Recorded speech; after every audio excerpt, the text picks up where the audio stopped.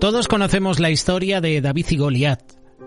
Estamos acostumbrados a que nos hablen de esta historia, estamos acostumbrados a que nos hablen de cómo vencer a nuestros gigantes, cómo derribar a esos gigantes que se levantan contra nosotros. Hoy queremos darle un enfoque diferente. Queremos presentaros algunos principios para vencer los gigantes, las adversidades que se nos presentan en nuestra vida.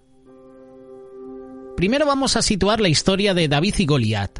¿Por qué se produce ese enfrentamiento entre estas dos personas?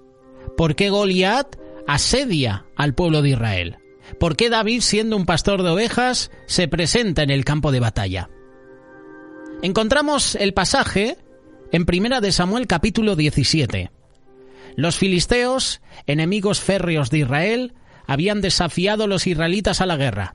Los dos ejércitos se posicionaron frente a frente en montes opuestos. El valle de Elá estaba de por medio. Por 40 días, Goliat, un gigante filisteo con una armadura impresionante, salió por la mañana y por la tarde a retar al pueblo de Israel. 1 de Samuel capítulo 17, versículos 8 y 9. ¿Para qué están ordenando sus filas para la batalla? ¿No soy yo un filisteo? ¿No están ustedes al servicio de Saúl? ¿Por qué no escogen a alguien que se me enfrente? Si es capaz de hacerme frente y matarme, nosotros les serviremos a ustedes. Pero si yo lo venzo y lo mato, ustedes serán nuestros esclavos y nos servirán. Todo el ejército de Israel se sentía intimidado, desde el rey Saúl hasta el soldado más joven. Estaba en juego la libertad del pueblo. Y la Biblia dice que al oír lo que decía el filisteo, Saúl y todos los israelitas se consternaron y tuvieron mucho miedo. Lo puedes leer en 1 de Samuel capítulo 17, versículo 11. Así está la situación en el campo de batalla. Ahora pasamos al otro personaje, David. Era el menor de 8 hermanos. Sus 3 hermanos mayores estaban con el ejército de Israel. Como habían pasado ya 40 días, su padre Isaí, que estaba ya muy mayor, le pidió a David que fuera al frente de la batalla a llevar algo de comer y a ver cómo estaban sus hermanos. David obedece. David era pastor, así que tuvo que dejar encargado de sus ovejas a otro pastor, a otra persona que se pudiera hacer cargo de ese rebaño de ovejas.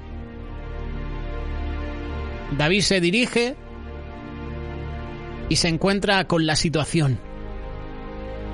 Se encuentra con la situación de que un ejército está en un monte, otro está en otro monte, el valle está en el centro y Goliat desafía a los israelitas.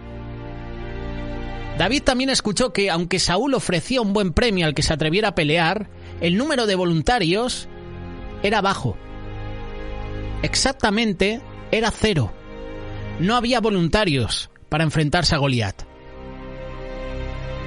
David se indigna.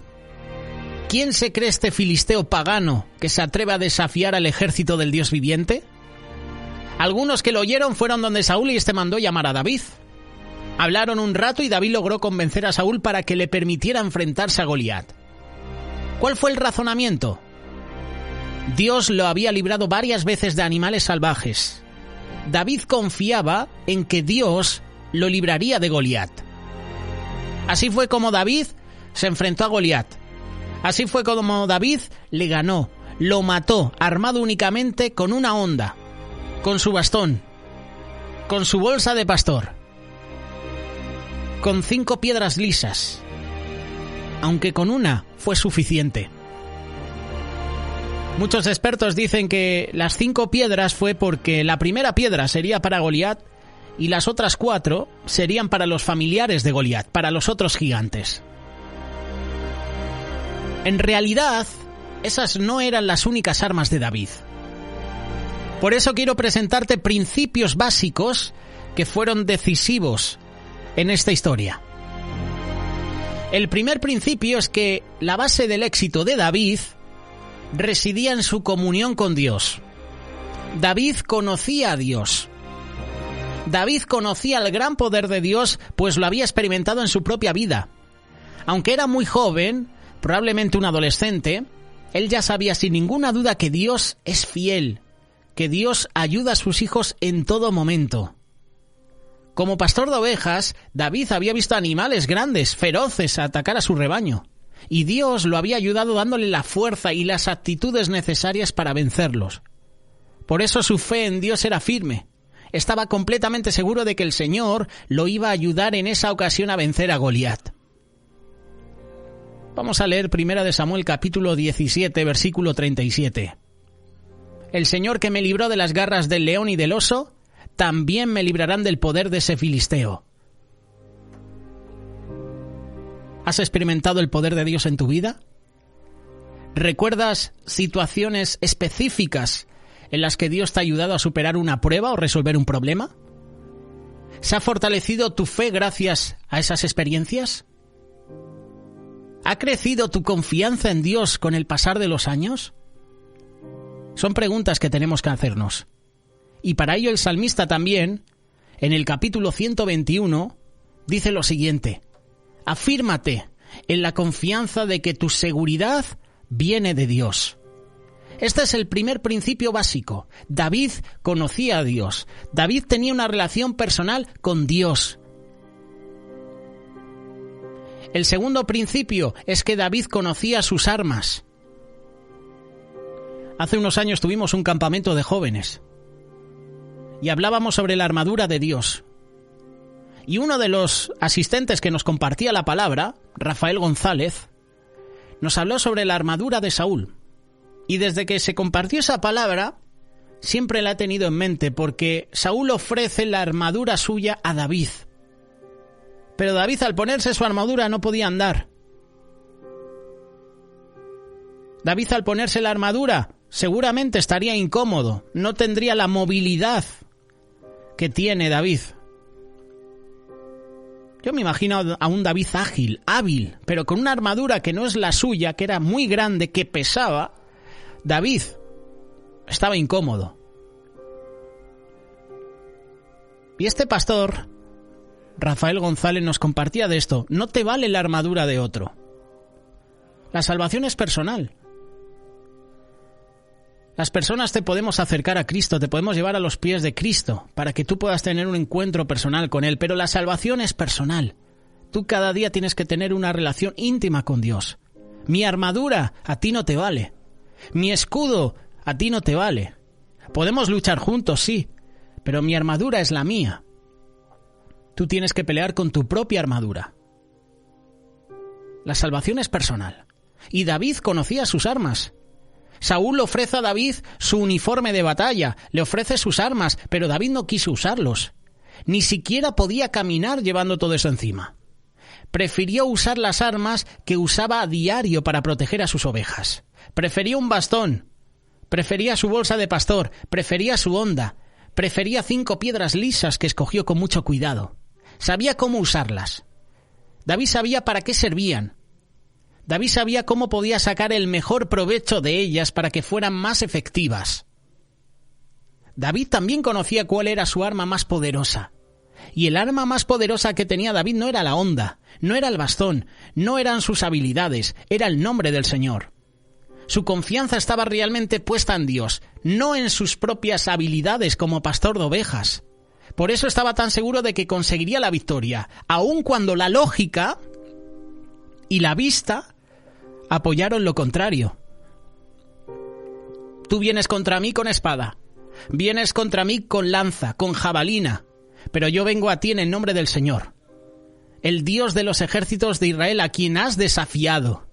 1 Samuel capítulo 17, versículo 45. Te hago una pregunta. ¿Conoces la armadura que Dios ha provisto para ti? Te invito a que leas Efesios capítulo 6. Habla de la armadura de Dios. Permite que Dios te examine, te muestre cómo usar las armas que Él te ha dado para que puedas vencer en los momentos de prueba. Cuando se levante contra ti un gigante, cuando se levante contra ti una tentación, una dificultad, con las armas que el Señor te provee, tú puedes vencer. Aprende sobre la armadura de Dios, su significado, cómo usarla. Estudia la palabra de Dios. Estudia pasajes que hablan sobre el poder del nombre de Dios. David conocía sus armas. ¿Y nosotros? ¿Conocemos la armadura que Dios nos ha provisto? ¿Nos ponemos la armadura de Dios cada día? La palabra de Dios dice que hay que usar toda la armadura de Dios. No puedes llevarte solo el escudo. No puedes llevarte solo el casco. Hay que utilizar toda la armadura. Otro principio es que David se conocía a sí mismo. David cuidaba el rebaño de su familia. Sabía usar su fuerza, sabía trabajar con astucia, sabía cómo salvar a sus ovejas de los osos, de los leones. Él conocía su rapidez, su agilidad, sabía cuál era la distancia perfecta para atacar con efectividad, sin arriesgarse, por ejemplo, a enfrentarse a un oso. Ya sabes que un oso cuando se pone de pie, si te mete un zarpazo, se acabó. Medía la distancia David. Él conocía las habilidades que Dios le había dado. Las usaba con confianza. Primera de Samuel, capítulo 17, versos 34 y 36. David le respondió: a mí me toca cuidar el rebaño de mi padre. Cuando un león o un oso viene y se lleva una oveja del rebaño, yo lo persigo y lo golpeo hasta que suelta la presa. Y si el animal me ataca, lo agarro por la melena y lo sigo golpeando hasta matarlo. Si este siervo de su majestad ha matado leones y osos, lo mismo puede hacer con ese filisteo pagano, porque está desafiando al ejército del Dios viviente. Vaya palabras de David. Ahora para reflexionar. ¿Conoces los talentos? ¿Conoces los dones? ¿Conoces las fortalezas que Dios te ha dado? ¿Estás usando todo el potencial que Dios ha puesto en ti para su gloria? Porque Dios nos ha creado con un propósito. Y Dios espera que aportemos lo mejor de nosotros para bendecir, para ayudar a las personas de nuestro entorno. Por eso te invito a que puedas incluso ver los vídeos que hemos presentado sobre los dones del Espíritu, cuáles son, qué significan, cómo usarlos. ¿Estás desarrollando los dones, los talentos que Dios te ha dado? David se conocía a sí mismo. ¿Y nosotros? ¿Podemos decir lo mismo?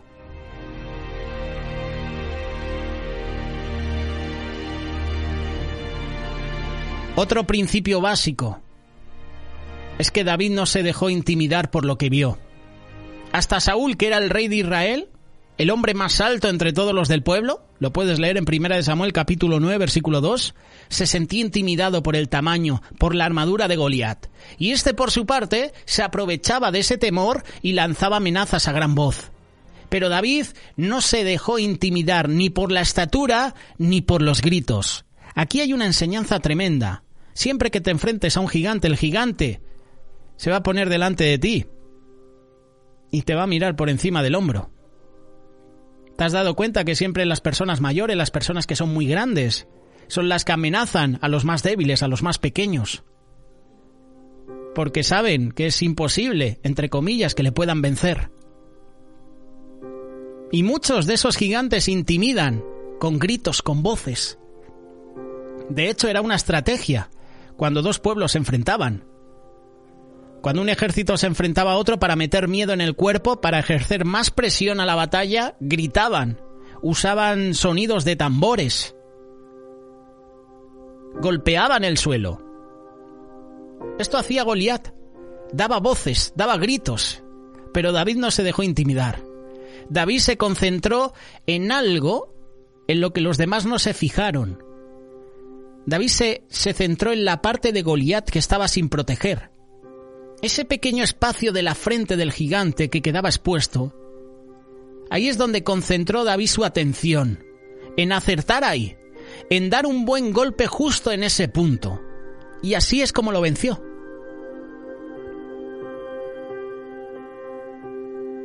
¿Aprovechas las oportunidades que Dios pone en tu vida?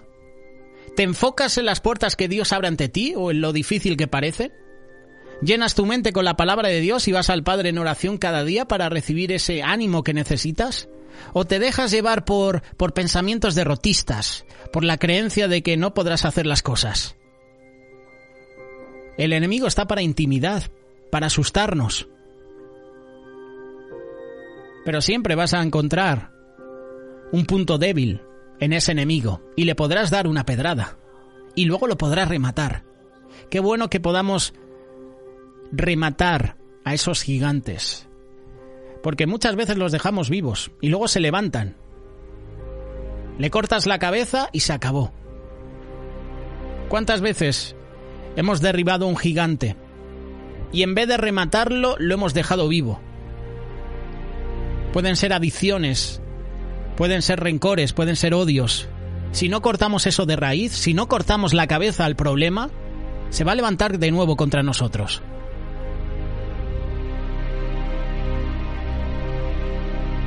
El último principio es que David tenía un propósito.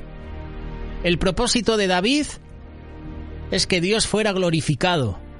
La gloria sería para Dios, su nombre sería ensalzado.